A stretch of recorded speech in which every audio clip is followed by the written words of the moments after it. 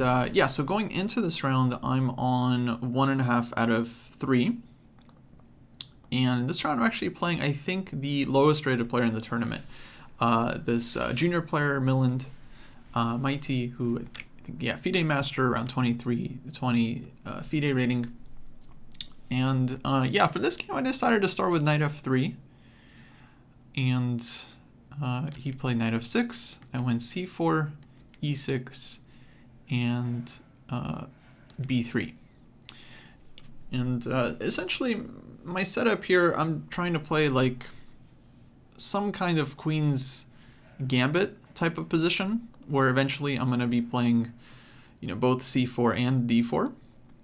But the idea behind this move order is to get the bishop to b2 early on, not to give black such a easy life figuring out what they want to do with their own setup, and then yeah, eventually playing for like e3 and d4, and eventually getting some kind of queen's gambit like structure that I can play. So d5, I mean, black has a million ways to develop here. Bishop b2, c5. This is all very logical. I played e3 here to stop black from pushing d4. Knight c6, takes, and bishop e2. So there are some nuances in these positions. I would like to just play d4 immediately, and the point here is that by kind of initiating contact with these two pawns, eventually we're going to be leaving black with an isolated queen pawn. This is kind of what I'm playing for in this opening. Leave black with this weakness and then play against this pawn. Problem if I do it way too early is that black has ideas like bishop b4 check, and this isn't really fun to deal with, like knight c3 or knight d2. There's going to be queen a5 and knight e4, and white sometimes has issues here. So bishop e2 kind of delaying d4 until I'm castled. So we get bishop d6, castles, d4, and now essentially I'm kind of getting the position that I was looking for, where at some point either black is going to take on d4 like he does right away, or I'm going to take on c5, and again leave black with this isolated queen pawn. And if black goes b6, it's not really such an achievement here. For example, takes, these hanging pawns on d5 and c5, they can be targeted very easily, especially, actually I would say this knight on c6 is kind of misplaced, and it would be much better on d7 where it can defend the c5 pawn. Whereas on c6 it's actually just kind of in the way, and it's also just a target. Like for example, knight c3, bishop b7, rook c1, and then white wants to just play knight a4 and go after this c5 pawn, and it's really not so fun for black to, I think, defend this position. There's also ideas coming up like bishop takes f6 and then queen takes d5. So the d pawn also can sometimes hang. Here, of course, it was not really hanging because of bishop takes h2 tactics. So black decides to just take right away. I think this is one of the more solid approaches. Rook e8, knight d2. And yeah, essentially we get a very thematic IQP type of position. So bishop d7, just supporting the knight on c6, knight f3, a6, very important move for black, not to allow white ideas with knight b5 with tempo. I actually had a game not too long ago where, I forget the exact move order, but essentially black played knight e4 in a position very similar to this. I think I went like rook c1, queen e7, and then I got to hit black with this move knight b5. And this was already very, very bad for black. Basically almost, not like a losing position, but just a huge advantage for white, because the d5 pawn is hanging and also the dark square bishop is hanging. And if white is able to trade off the knight for the bishop, then the bishop on b2 is just an incredibly strong piece. And in general, what white is trying to achieve in this position is actually to just trade off as many minor pieces as possible to give black as few kind of dynamic counter chances as we can, and then eventually just play against the weakness of this pawn. So black goes a6, which, okay, very important move in this position again to stop this knight b5 idea. I played rook c1, queen e7, and now I decided to go queen c2 here. There was a couple options for white. One move I was also considering is knight h4, which I think is pretty interesting. Just trying to play knight f5, which is very annoying. And then one of the tricks behind this idea is that if black plays g6, let's say, which is a pretty typical move in this position, well, here white is able to kind of exploit the diagonal and just take on c6, queen d4, And this forces black to play bishop e5 and allow white to trade off a lot more minor pieces. And then after something like this, I would say white has a very, very nice position just because black's pawns are still very weak. And yeah, I would say white just has like a number of nice kind of strategic advantages here. The rooks come in, the knight comes to d4. We have better structure, we have pressure, and yeah, definitely doesn't seem like a very fun position for black. So this was definitely possible, though black, of course, does not have to go g6. I think something like queen e5 is better. Taking aim at h2, maybe white goes g3. And yeah, here the position I think would be still, I mean, very double-edged, but probably decent chances for both sides. Maybe a little bit ambitious than what I did in the game with queen c2. Because now queen c2 is played, knight e4. And I would like to go rook fd1, generally speaking, just to get the last rook into play here, but then I'm always worried about knight takes f2 shots. And so I have to be very, very careful about that. I don't think it works in the immediate position because of king f1, and everything seems defended. If knight d4, there's bishop d4, but this is something that we have to be very, very careful about as white in this position. So I didn't want to just move the rook off of the f-file too quickly, and end up just going queen b1, essentially just kind of a waiting move, because I'm assuming that black wants to play rook c8 at some point, but now rook c8 is harder to achieve, because on rook c8 I'll take on c6. So if we just quickly go back to this position, if I take on c6 here, black takes with the pawn, and I don't think this is such a huge achievement for white, because black will be able to play c5 and start taking some nice space, bishop c6 and so on. But if black plays rook c8 here, then I can go ahead and take on c6, and now bc is just dropping the a6 pawn immediately. So black would have to take back with a piece, and then I'm very happy to trade off a set of minor pieces without having improved black structure. So I think white would be happy here. Okay, maybe not here because there's knight d2, so probably shouldn't blunder that, but for example, white can cover this square first, and then eventually play for knight d4, maybe bishop d3 as well. And yeah, here I would say white is doing quite fine. But on queen b1, black ends up playing f5, which I think is a pretty logical move. Maybe playing for f4. I wasn't exactly sure how to react to this one, because I didn't actually think f4 is such a huge threat. Because even if black does play f4, I can just take and then put a rook on the e-file, and black hasn't really achieved a whole lot here. But I also didn't know exactly what to do, because I still don't want to play rook fd1 while knight takes f2 is always kind of hanging in the air. And yeah, it's not really so obvious what to play. If I take on c6, again bc, and not really clear if I've achieved much here. So I end up going g3. I think this move is pretty logical. In general, it's kind of a useful move to like blunt the bishop on d6, so that black doesn't have a lot of tactics with bishop takes h2 and stuff like that. It also kind of prepares one day to bring the bishop over to g2, where it's just going to exert very nice pressure against the d5 pawn. And it kind of discourages black from playing f4, obviously. And if black has to go like g5 and f4, well then black is opening up their own king, right? So I'm happy to kind of provoke that.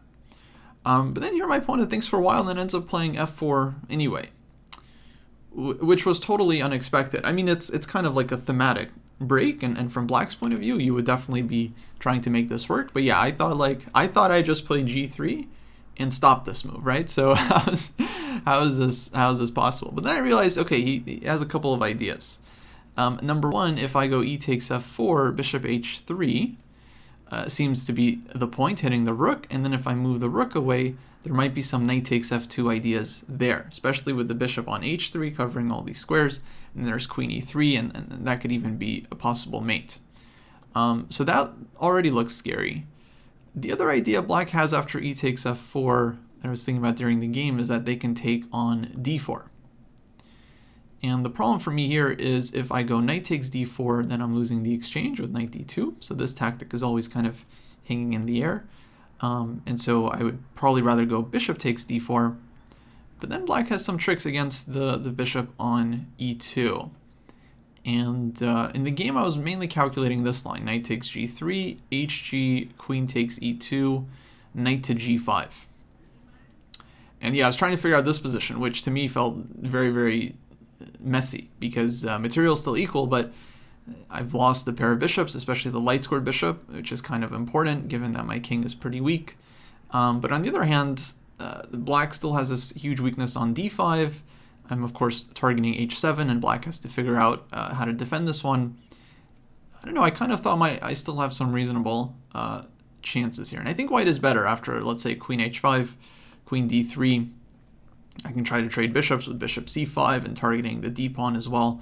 I think white's chances would be better here because black doesn't have such an obvious way to create threats around the king. But yeah, that's the kind of thing I was also trying to figure out. But I really felt like bishop h3 was black's main idea, and that's what he ends up playing. So I end up going into this. I go rook fe1. And now knight takes f2, I figured out, is not a problem because, of course, I don't have to take back and allow mate in 1, but I can actually just move the bishop, like bishop f1, for example. And black's pieces don't actually have any threats around the king, but with this move, I'm now hitting the bishop, hitting the queen, hitting the knight. And black seems to be losing material. At least I didn't see a move during the game, and I still don't. The problem with this move is black now plays bishop b4. It's the rook from this diagonal.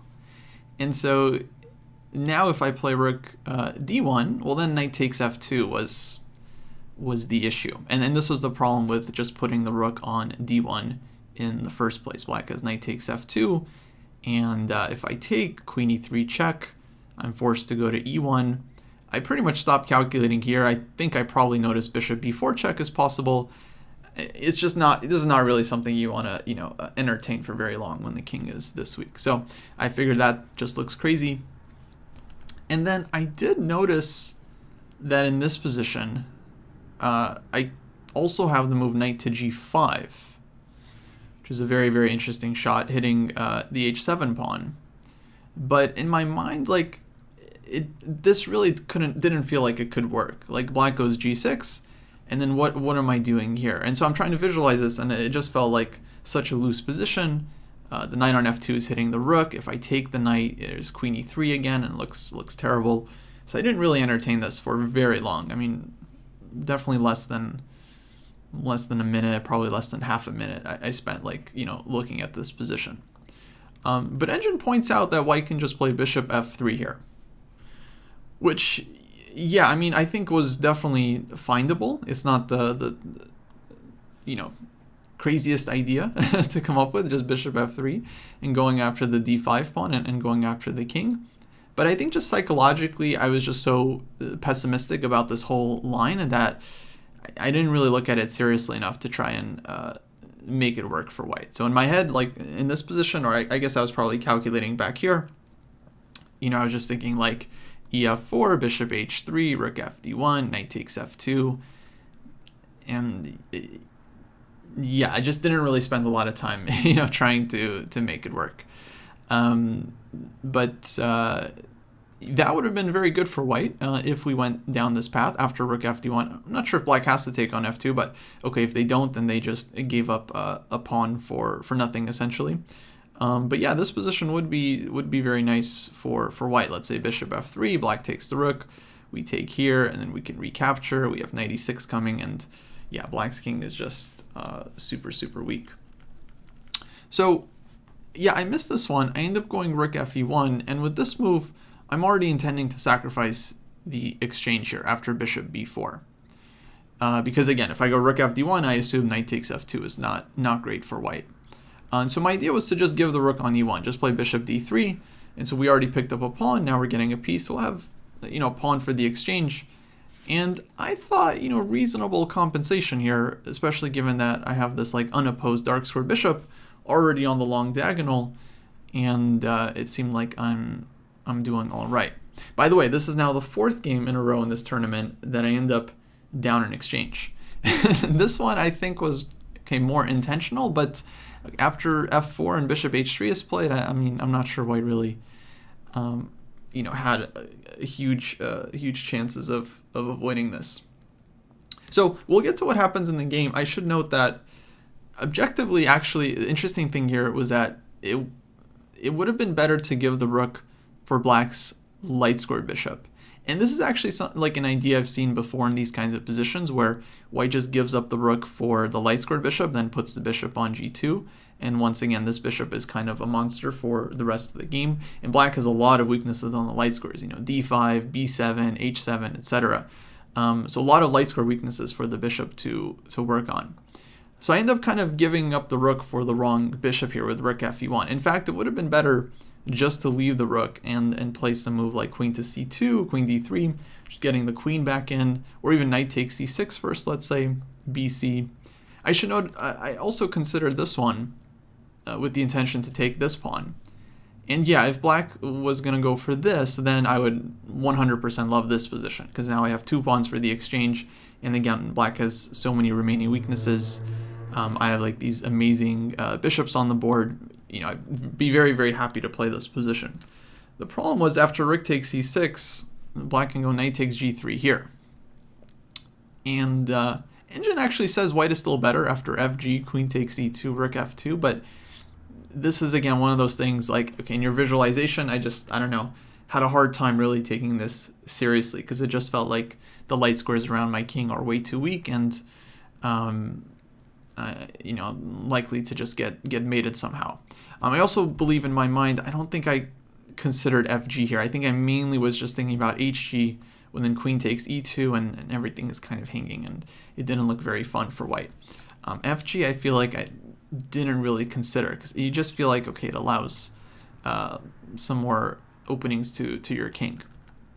But okay, white doesn't have to take the pawn on c6. I can just play a move like queen c2, queen d3, and then now black has, I think, nothing better than to grab the exchange. And we'll get some position like this where, again, white just has 1 pawn for the exchange, and the d5 pawn is even secure, but c6 is weak, a6 is weak. We have ideas like bishop d3, rook e1, knight g5. I think white would have very, very nice chances here. So this was kind of I think maybe my big miss of this game. So rook e1, bishop b4, bishop d3, takes, rook takes. And honestly, I wasn't feeling too bad about my chances here because I did feel like I have some nice long-term compensation. But the problem is black finds a really nice sequence. He goes knight takes d4. And if I recapture with the knight, then I believe knight d2 was the problem. And black is able to force a lot of trades, which is not really great when you're playing down the exchange. So rook is hanging on e1 here. Queen is also hanging. I think I would be forced to take on e7. And then after knight takes b1, I take on e8 with check, takes, and I can't recapture on b1 because of rook e1 mate. Okay, even if it wasn't mate, black would be winning back the piece and up the exchange. If I can keep 2 pieces for the rook, then of course I'm very, very happy with this position, but it's just not possible. So black has this immediate knight d2, so that forces me to take with the bishop. But then unfortunately, black ends up playing knight d2 anyway. And yeah, this was something, okay, I just didn't see from afar. I didn't even consider that this could be possible. But it's a very, very nice move based on some nice tactics. So knight on f3 is hanging with check. Rook on e1 is also hanging, so I don't have time to move my queen because black takes on f3 first and then takes the rook. But the real point is that after rook takes e7, black does not take the queen. In this case, white would be completely winning because here I have like rook takes g7 and e1 is still covered. So after king f8, for example, I can go bishop takes b1. But I imagine I can also play a move like rook takes h7. And okay, black's king is just in huge, huge trouble here. I'm not getting mated. Everything is hanging. I have 4 pawns on the king side. I mean, it's just completely winning here for white. So the issue is not that. The issue after rook takes e7 is that black goes knight takes f3 check, leaving the queen on b1. I have to go king h1, only move. And now just rook takes e7. And all of a sudden, the material has changed dramatically. But now I have a queen for 2 rooks. But the real danger here is that my back rank is extremely weak. And black is immediately threatening to play rook e1, winning the queen for one rook, and ending up with an extra rook in the position. So yeah, once black played knight d2 here, I mean, I was starting to get extremely concerned because I realized his idea is to sacrifice the queen, go for this position, and the more I looked at this position, the more I did not like white's chances, because how to deal with rook to e1. If bishop c3, then black has maybe d4 first, but I was also thinking just like rook a e8. And yeah, now rook e1 is coming, and it seems like black is just going to be up a piece at some point. I'm not even sure what move I was thinking about for white here. But yeah, well, let's just say, for example, I make some random move. Black is going rook e1, and ending up with an extra piece. I could also try like bishop f5 here, with the idea of trying to take the bishop on h3. But yeah, I think there's issues with this one as well. I forget exactly what the problem was, but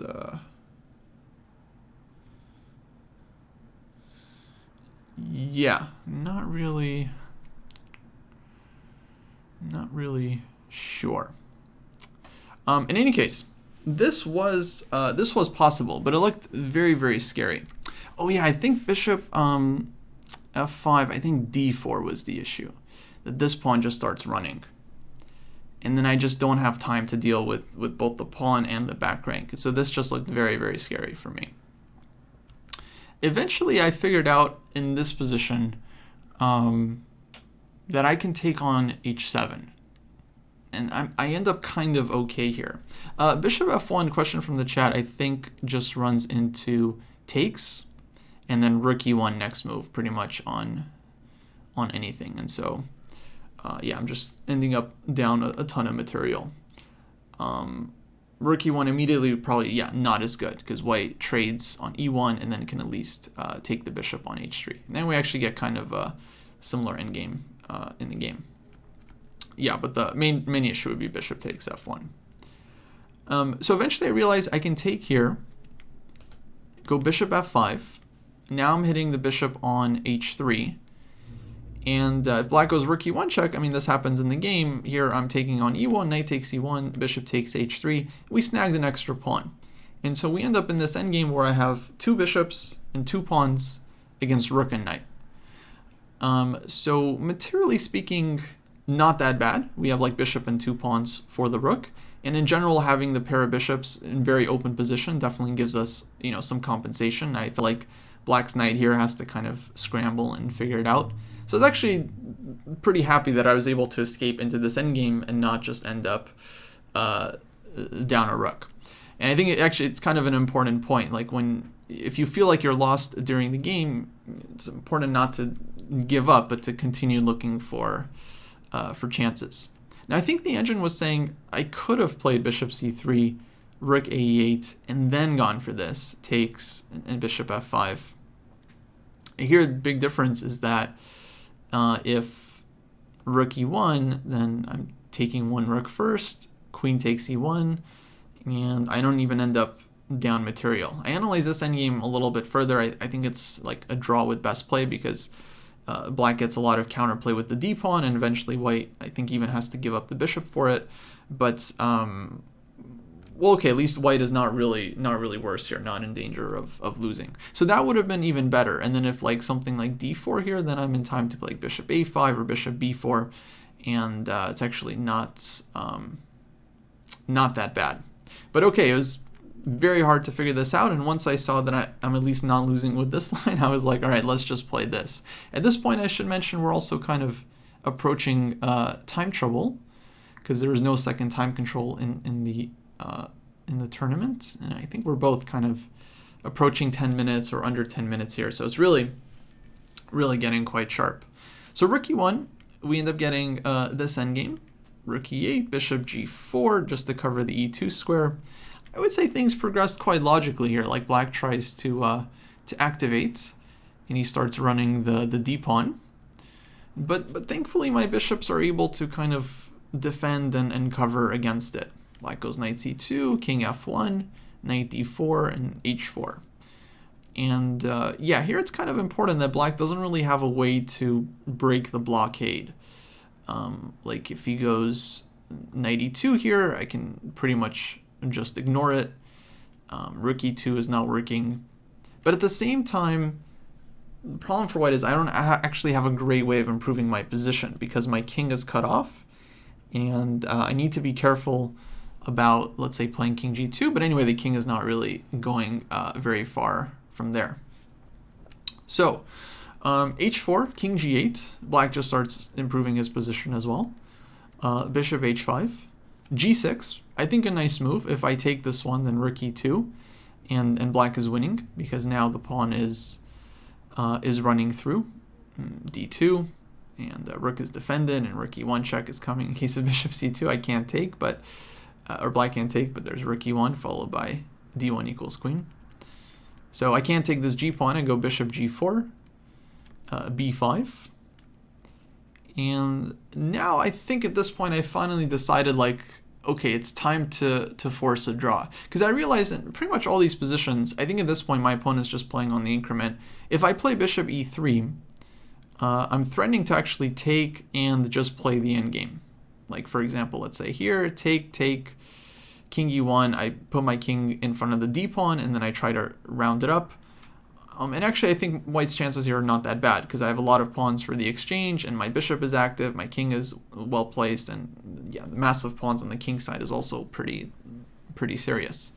So this I would be happy to try to play. The problem after bishop e3 is that black is going to go knight to c2. And I don't really have anything better than just bishop d2, and then black can repeat the position with knight to d4. So at this point I decided, like, I didn't really see what else I can do, and I didn't want to push my luck because I felt like I'm not really better in the position, although I'm still kind of looking for chances and trying to win. But yeah, I decided, okay, now I just really didn't see anything I can do. So I went bishop e3, knight c2, bishop d2, and we ended up repeating here and agreeing to a draw. So there was a couple of things actually both sides could have done. From my point of view, maybe I could have played this move h5. During the game, I don't know, I think I didn't really like this one because I can even play g5, and I wasn't sure what I'm doing here. But okay, turns out it's not that bad for white. Probably black should just take, and we get this interesting position where maybe white can slowly start like trying to push the pawns forward, like g4, f5. But I don't think I would have very good chances of success here. I think black, by all means, should probably be okay. But if I really 100% needed to continue the game, then this is something I could do. And from black's point of view, you know, my move bishop e3, bishop d2, I mean, it kind of forced this repetition because I figured black is just going to repeat. But yeah, black actually could have played on themselves by not, let's say, repeating and just kind of advancing with a move like b4. And here, actually, if white is not careful, I could easily see white still losing this. Because, okay, it's hard for black to improve their position. It's not like they can just run with the king all the way over to the queen side, because then white starts pushing the king side pawns. But black can play a5, and then even bring the knight to c3, and then that can get kind of dicey, right, with the a2 pawn hanging. So white would really have to be pretty carefully. And this actually an endgame I kind of want to look at deeper, because it's not clear to me whether white is holding with best play or not. The engine definitely thinks that black has some chances here, and it doesn't give black like a winning evaluation, but definitely feels like black is better. It also feels like a position that might be kind of tough for white to defend. Like if I'm just sitting moving back and forth and black has this plan to improve their position, it could get very dicey. But okay, I mean, yeah, my opponent was in very serious time trouble, so it's hard to really blame him for just repeating the position. It's also very easy to see how it can get out of control for black. Like if he ends up dropping this d pawn, then white's two bishops, you know, could easily take over. So I can understand from his point of view just wanting to repeat.